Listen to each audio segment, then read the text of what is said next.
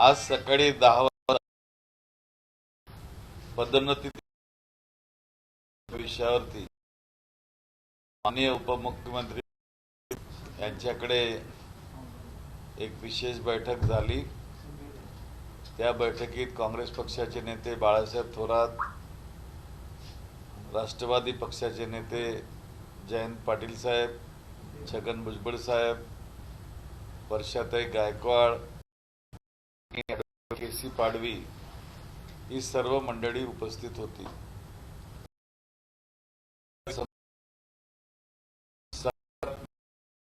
झालेली आहे आणि निश्चितच या विषयावरती तोडगा निघेल ही मला खात्री आहे।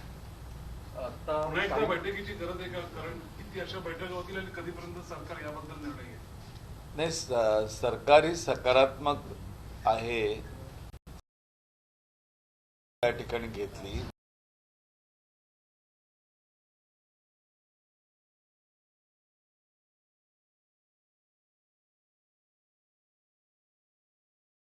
सर, यावरती तोडगा म्हणजे 7 मेचा जो GR आहे तो रद्द करणार का?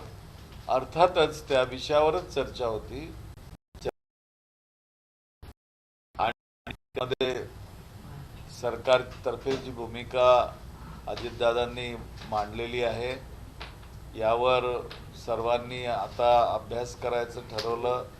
कायदेशीर बाबी अनेक आहेत, प्रशासनिक बाबी आहेत आणि सकारात्मक या ठिकाणी निर्णय होईल हे सर्वांनी त्या ठिकाणी मत व्यक्त केलं। साधारणतः कालावधी काय लागेल? कारण की दोन मुद्दे आहेत। एक तर मराठा समाजाला 10% EWSचं आरक्षणाच्या संदर्भात GR देऊन त्यांना दिलासा दिला गेलाय। दुसरीकडे आता ओबीसी बाबत सुद्धा तात्काळ आज बैठक घेऊन सुद्धा कायदेशीर बाबींबाबत परत रिव्ह्यू करणं किंवा इतर बाबींचं आयोग करणं वगैरे असं चर्चा सुरू झाली आहे। तर मग आपण गेले अनेक दिवस हा विषय लावून घेतोय, मग त्याच्यावर तोडगा कसं निघेल असं अपेक्षित आहे? नाही, आम्ही विषय लावून धरलेला यात काही वाद नाही आहे।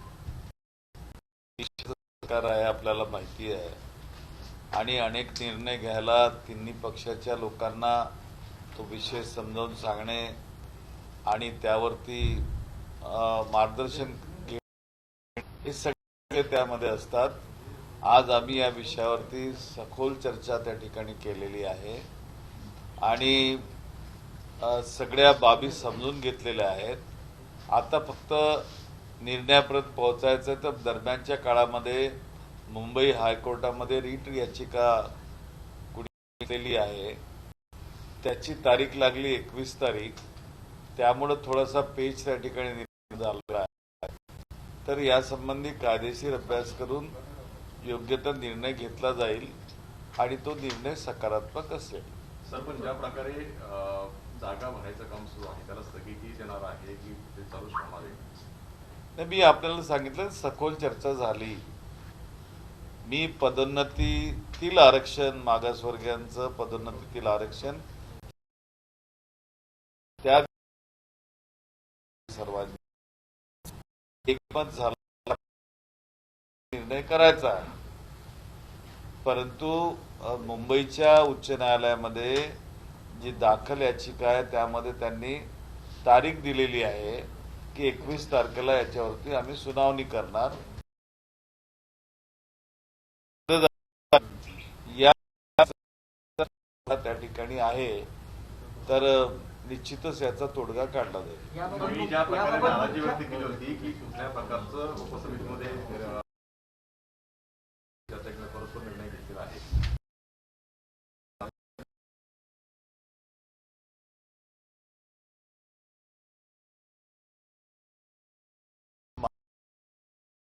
मागासवर्गीयांचं पदोन्नती त्यामुळे भर देऊन त्याला कसं कार्यान्वित चर्चा केलेली आहे त्या ठिकाणी आणि निश्चितच तोडगा सांगतो।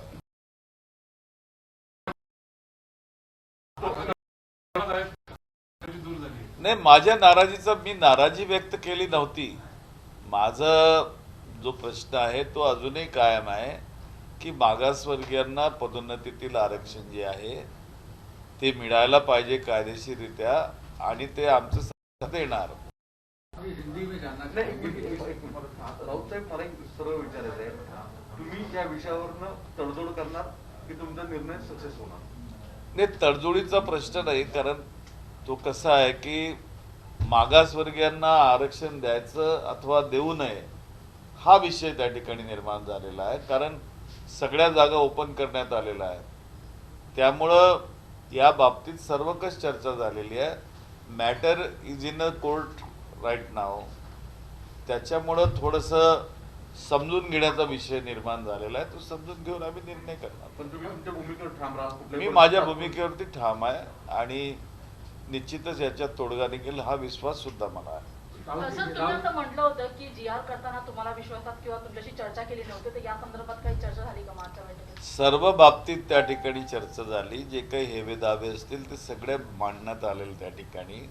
प्रत्येकाने आपले त्या संबंधीच्या भूमिका स्पष्ट केलेल्या आहेत. चर्चा नको.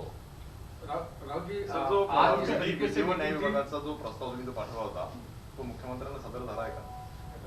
नाही, ते मुंबईच्या उच्च न्यायालयाचा निकाल जो आहे त्या निकालाच्या अनुषंगाने त्याच्यात पेच निर्माण झालेला आहे. कारण एकीकडे ती ॲडमिशन प्रोसेस सुरू आहे त्या ठिकाणी, तर दुसरीकडे कोर्टाने हे सांगितलं की आमचा अंतिम निर्णय येतपर्यंत तुम्ही त्याला अधीन राहून जे काही करायचं ते करा, असे म्हणजे गुंतागुंतीचा त्या भाग त्या ठिकाणी निर्माण झालेला आहे. त्यामुळं आम्ही त्याच्यात बसतो का त्या चौकटीत ते तपासून पाहणं गरजेचं आहे. दुसरा एक विषय होता तुमच्यावरती जो आरोप झाला डायरीचा आहे, डायरी घोटाळा म्हणून ज्या प्रकारे जो आरोप झालेला आहे, काय नेमकी वस्तुस्थिती यामध्ये? ॲक्च्युली MSCBच्या दरवर्षाला 13,000 14,000 डायऱ्या निघतात, तुम्हालाही माहिती आहे, आणि त्या काढल्या जातात. त्या करोनाच्या पॅन्डेमिक याच्यामध्ये आम्ही डायऱ्या नाही काढायच्या नाहीत असा निर्णय घेतला. परंतु काही डायऱ्याच्या रूपाने आमच्या पदाधिकाऱ्यांकडे डायऱ्या मागितल्या जातात आणि स्टेशनरी मागण्याचं काम कार्यालयाचं आहे. त्या कार्यालयाने स्टेशनरी मागितली, त्या डायऱ्या देण्यात आलेल्या आहेत. खर्च जो झाला आहे त्याच्यावर तर घोटाळा म्हणून आरोप होतोय आपल्या. हे बघा, आरोप करणाऱ्याला काही आरोप करता येतात, परंतु नेमकं आहे काय, कुणी काय मागितलं काय नाही. मी सुद्धा आता त्या संबंधित अधिकाऱ्यांना बोलावून विचारलं की काय माझं याच्यात व्यक्तिगत काय सांगा मला. ते म्हटलं आमचं व्यक्तिगत आपलं काही नाही आहे.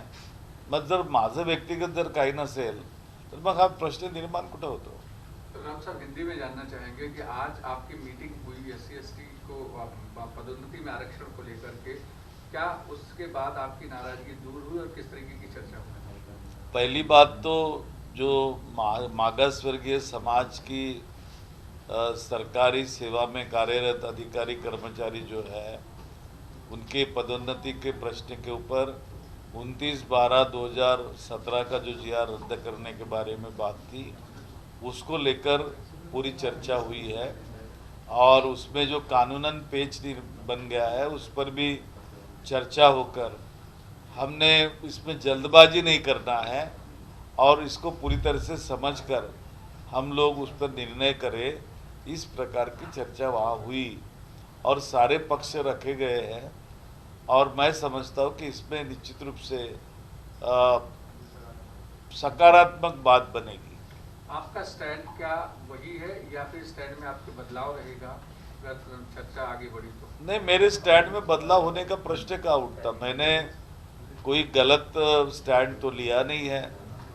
इस प्रदेश के अंदर कई मागासवर्गीय हजारों की लाखों की तादाद में है.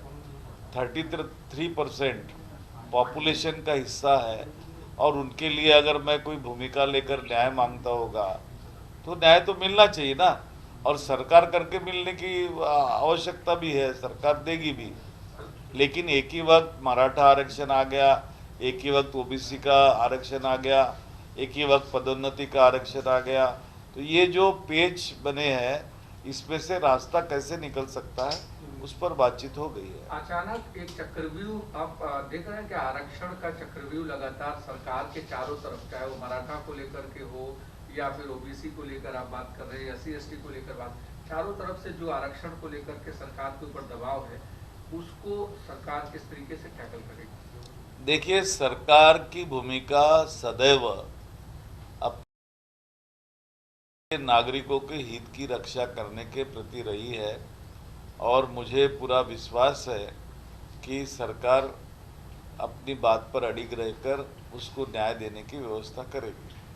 एक और सवाल ये है, 7 में के जीआर को लेकर जो आपने कहा था, वो क्या आज की मीटिंग में इस बात को आपने चर्चा की है क्या कि बिना आप लोगों को संज्ञान में लिए इस तरीके का जीआर निकालना 3 पार्टियों की सरकार? देखिए, बैठक तो उसी के लिए थी, तो बैठक में उस विषय पे चर्चा होना तो लाजमी है और चर्चा हुई और चर्चा के अंतिम में जो निर्णय है वो सकारात्मक रहेगा, ये मैं कह रहा हूँ और वो होगा।